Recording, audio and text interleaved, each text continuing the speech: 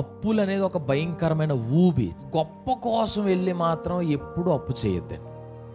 ఎందుకంటే ఆ ఇంట్లో సుఖంగా బతకలేరు మీరు. ఎవరిదో ఇల్లు బాగుంది, చాలా బాగుంది, సూపర్, మార్బుల్ మరి వేసేసి చాలా బాగా చేశారు, చాలా సంతోషం.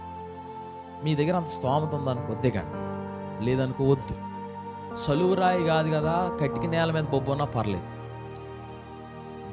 దేవుడు అంటే దేవుడు మన క్రమాలు కూడా నేర్పుతాడండి. ఊబిలో మాత్రం కోరద్దు. పెళ్ళి అంగరంగ వైభవంగా చేసేసామన్నది కాదు, తర్వాత తీర్చాలి. భోజనం తిని బాగుంది అని చెప్తారు కానీ కష్టం వస్తే కన్నీ తొడడానికి ఎవడో.